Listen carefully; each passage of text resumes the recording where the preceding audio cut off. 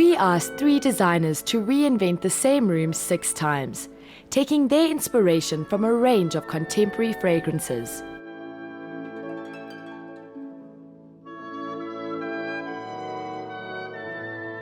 The second designer to take up the challenge is Andrew Mackenzie of Andrew Mackenzie Interiors. Looking at the space around me, I'm immediately aware that we're in a small space. And I love small spaces. I think it's a great opportunity for us to create intimacy, personality, and a sanctuary. I think the key for this particular space, from what I've noted, is that we want to open it up. We want to create good traffic flow, what we call in design good ergonomics.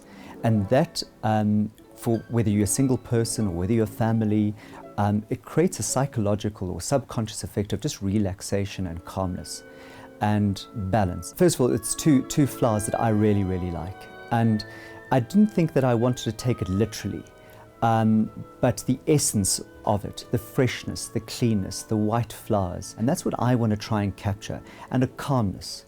But at the same time, also understanding these great essences of jasmine, which is quite sweet and has an exoticism about it. It also translates or transfers us to echoes of the East or a fresh garden. And I wanted to bring those influences in, those subconscious influences, slightly exotic and even romantic. Andrew feels that, along with lighting, scent is the most important aspect of an interior when trying to create mood.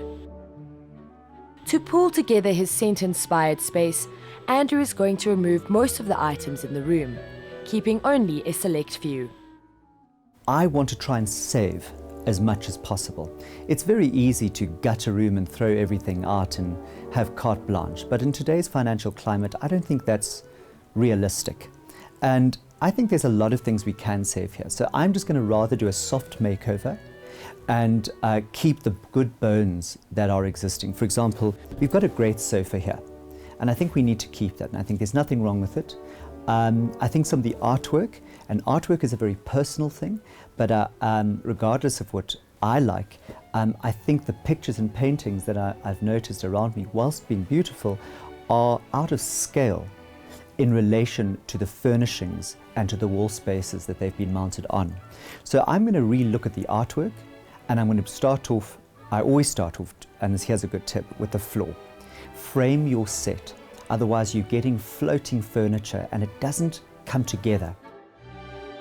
After clearing out most of the room, Andrew realizes that some of the furniture is restricting movement and making the room feel smaller than it is. This is going to be the focal point of my room, and I think every room needs a focal point. And what you're going to see, I'm certainly not going to let the cat out the bag at this point, but I feel that from a traffic flow point of view and from a proportional point of view, this particular chair is a little bit cumbersome. And we've got a lovely bay window behind us, and I just want to accentuate that. So I'm going to be using this space as the focal point.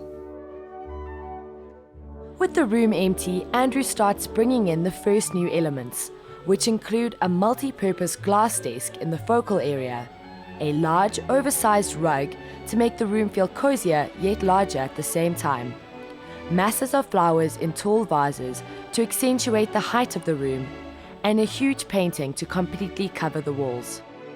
I wanted to, without painting the walls and going to that extent, and to show the viewer that you can actually do this makeover in a weekend, I went for overscaled paintings and using beautiful finds like these lovely French shutters and just leaning them on the floor. It's just really as simple as that. And who knows, you maybe even find something of these sort of elements in second-hand shops, but also to create structure.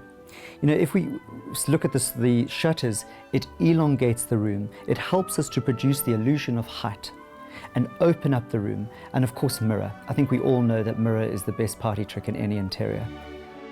Next, Andrew starts bringing in the finishing touches. He layers the desk with bright flowers, elegant silverware, crystal decanters, and candles for ambience.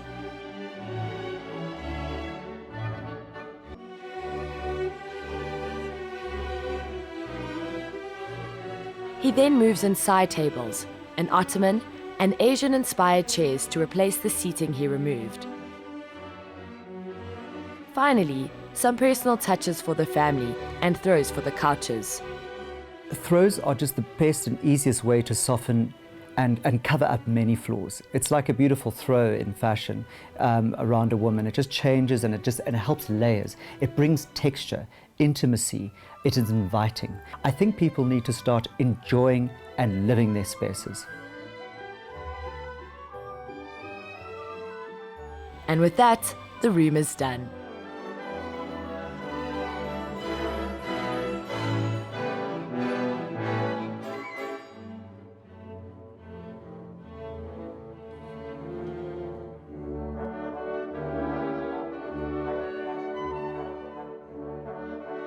Well, I think I've personally moved in. I know it's supposed to be for a client, but I hope you really like it. We've gone for a much fresher look, much cleaner look. I still haven't changed the curtains or wall colours and kept the bones of these sofas. And we haven't even added any scatter cushions. We've just thrown in some throws because we want to start layering. And of course, we've gone with a glass desk, something slightly more contemporary, just to throw it off a little bit so we don't head too far into the classic. And using glass, perspex, and of course mirror. These elements open up the space. They reflect light, of course again with ambience, reflection, and help with the problem that was initially in this room, and that was with space. For me, what the jasmine and freesia range or scent was all about: clean, fresh, soft, exotic without being heavy.